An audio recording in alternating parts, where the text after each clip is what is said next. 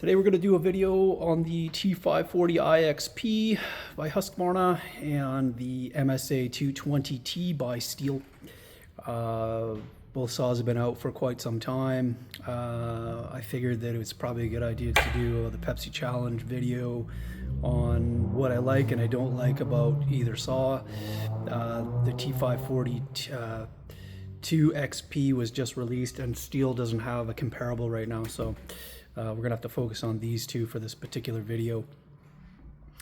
We'll go over the features, we'll go over what I like and don't like, and full disclosure, we sell both brands. I'm a fan of both brands. I'm just pointing out the obvious.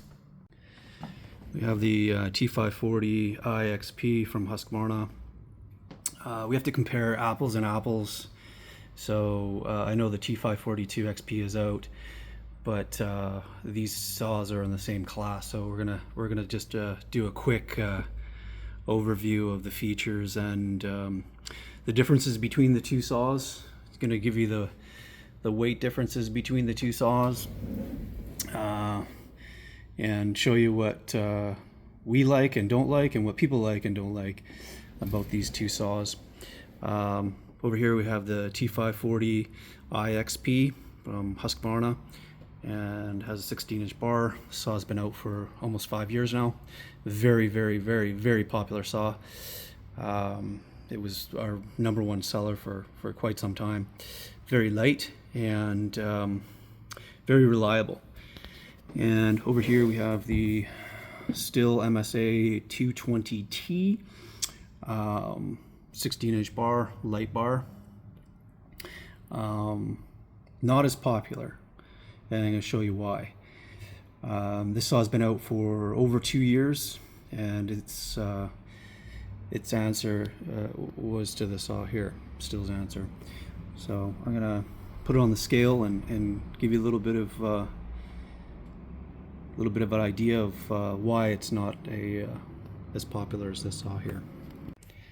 Okay, full disclosure, we sell both of these brands. I am a fan of both of these brands. They both do different things better than the other brand. They're both top contributors to the green industry. They're both top manufacturers.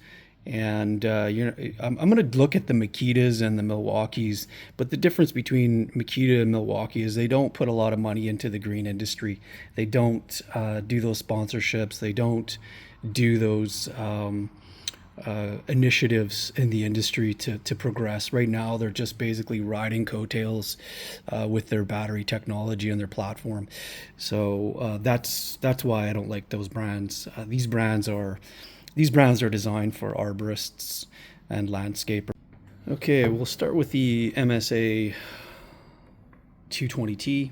One of the things you'll notice about the saw is that it is it's made more robust than the t540ixp, which is a good thing, but it also sacrifices weight, and the saw is going to be heavier. Another thing to notice, it has a air filter in there for wood chips getting in here, and that's one of the things that I'm going to point out on the saw that it's not a good thing. One, this is the battery gets inserted in the back here, and what that allows is it allows wood chips and water and everything to get into the back here, and that's not a good thing. And it also affects the weight distribution. So what it does is it doesn't feel like it's well balanced. So what you're going to do is you're going to put more wear on your wrist and your shoulder, believe it or not, and that's not a good thing. And you also notice that they have a light bar on this guy, but they've gone with the 3/8 Pico 050. This is way too much chain for this saw. And obviously it comes with the safety. You can run it without the safety chain. We'll give you a little bit more zippity doo-dah, but this is way too much chain for this type of saw, and it really shows in the performance. And another thing that's very odd is the light that shows you that your bar oil is getting low is disconnected on the North American versions, and so they left the screen the same, but it doesn't work. I have no idea why they did that. Seems a little bit bizarre. I heard rumors that it was the type of oils we're using in North America affect its performance. And another one I heard that it doesn't reset fast enough for when you fill it up, or it's lagging in bar oil. So technically, I guess it doesn't operate properly, but why leave it on the screen? And one of the things that is nice though is the clutch cover. It's way more robust than the 540ixp, and that's a problem with that one, and we'll show that in a second. I think what they were trying to do was they were trying to come up with a saw that was way too robust. It's not required, and you sacrifice a lot of weight for that solution. And I'm going to show you on the scale in a second. Okay, she's on the scale, and she has the 300 battery in it, 16-inch bar. She weighs in it at a whopping 11 pounds, 4 ounces. So I'll convert that over to grams. So that's 5.2 kilos for our European viewers. That's heavy. And I think it's a little bit too heavy for a battery saw. Okay, we got the clutch cover off, and there's the drum sprocket. You're running a 3/8 Pico. It's welded to the drum. You're going to be stuck with that 3/8 050 or 3/8 043 Pico chain. I don't see anybody copying this to get you down to a quarter pitch. Saw is not popular enough for anybody to be copying it to get down to that size of chain, so you're pretty much stuck with that. I'm going to zoom in a little bit closer, and you can see that this is aluminum. There's quite a few pieces on this saw that are aluminum, so that's going to add to the weight of the saw. And I think that where they've missed the mark is they've been more concerned on how beefy and robust the saw is versus how light the saw should be and how powerful the saw should be. I think that their methodology is incorrect, but that's just my opinion. And you know what, it reflects in the sales. One thing I do like is this is Stihl's proprietary chain tensioner. Some people like it, some people don't. They strip it out. The reason they're stripping it out is because they're over tightening their bars. And the nice part about this is it's very easy to change out. All these pieces are replaceable. Anybody can pretty much do it. And nice set of dogs. We're going to go back over to here. This is the lanyard attachment point, and this is also another reason why I don't like this saw. You can see how you have to take that off. You got to take off a lot to get at that. It gives you very limited attachment points. You're kind of stuck with this here, and this thing is very strong. Husqvarna, the 540ixp, went with sort of a breakaway option there. This is going to be very, very strong, and it would have been nice if they would have incorporated something else. Obviously relying on the lanyard to be the breakaway point and not anything on the saw. It would be a great feature. I think this is something they're definitely going to have to work on. I think we've forgotten about what we want the breakaway to be. I think that it's often overlooked now on what it should be. It should be 200 pounds to break away off of your saddle, and you don't see any innovation in here on that point. I guess they're just going to rely on somebody using the right chainsaw lanyard. Okay, we got the t540ixp.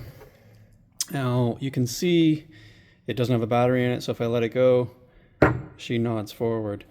And what that is it's, I'll put the battery in and show you. The weight distribution is perfect on this saw. And there was a lot of thought that went into it to get that balance of comfort and performance. So anyways, we'll go around. And we're running 325043, which is Husqvarna's proprietary chain, which is the bane of my existence. One, because they will not sell it bulk, which creates all kinds of problems for stocking and whatnot. And it's all going to be safety. There is no option to get no safety on this. So what a lot of people are doing is they're going down a quarter pitch chain, which is easy enough to do. I'll show you that in a second.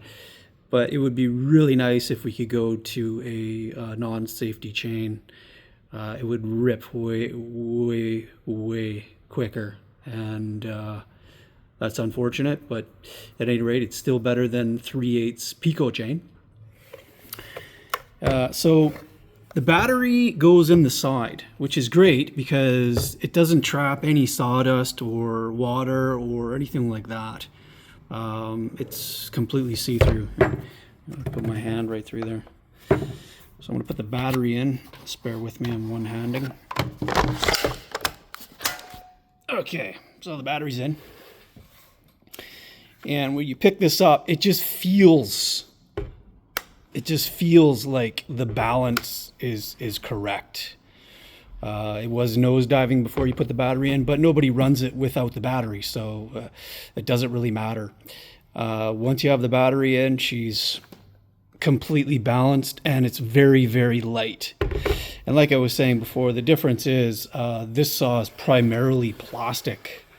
Pretty much the whole thing is plastic, and that's going to affect the weight. So what we're going to do is we're going to throw her on the scale and show you what I like and I don't like about this saw. Okay, she's on the scale, 200X battery. She weighs 10 pounds or 4.6 kilograms for everybody else that doesn't go by pounds. This saw is extremely light. That's 1.5 pounds lighter than the 220. That is a lot. A big difference between the two saws. 10 pounds versus 11.4 pounds. That is a huge difference, and that's one big factor on why the 220 is not as successful as the t540ixp.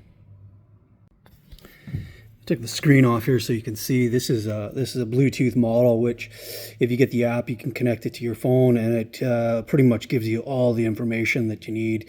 And in today's day and age, everybody wants an app that goes with their saw, right? But that's another cool feature that it has. Screen's off. But this saw is made almost, I'd say 98% of the saw is plastic, which poses a problem because these screws can be over tightened and stripped, and then that creates all kinds of problems, as you could imagine. And the same screw pretty much for the entire saw, which is kind of neat. Very easy to work on. Just make sure you keep your screen on, or it causes all kinds of problems. I have another video that I'll put down the link below so you can take a look at that. But we're going to go over to here, and really easy to take this off. You can take the sprocket off, and you can run 3/8, you can run quarter pitch chain. There's a lot of options on here. The 220 doesn't have any options, as I said before. Tiny little dogs here, and we're gonna go up to here, and it has no bar light on there to notify you if you're running out of bar oil. That's put on the t540ixp, which is the upgrade from this. And we're gonna go to the back here. And this is what I want to show you. They put a lot of thought into this, and this particular piece here is, they don't say in the manual if it's a breakaway, but we know it's a breakaway. It's made out of plastic. So you attach your chainsaw lanyard to here, and then this would go onto your belt or whatever. So if you get anything gets caught on you, it's going to break off and alleviate that pressure. This part's about $15 or so. This is innovating. It's on the 535 as well, and it's on the 540ixp. They thought this out here, and I think it's important because, like I said before, I think we've forgotten about that breakaway point, and it's just a great feature to have on there, and it's really easy to change out. Both of them are if you want to, and it's just a really great saw, and I think the Stihl has some catching up to do. Okay, last but not least, it's the run procedure that I'm going to show you how they both operate. I turned the Husqvarna on, and the dead man is a little bit of a slider up and then down. The difference between the two is this has a switch. So I'm going to show you that in a second. So the saw is on, I slide up, power, let go, it's still on. I come back to it, slide up, she still runs. Okay? The 220, I turn the power on, regular deadman, let go, come back to it, nothing. So you have to keep pressing that button over and over and over and over again to keep it running. It's very cumbersome. This is very smooth, very thought out, and that's your extra point there. So that's another reason why people don't like the 220.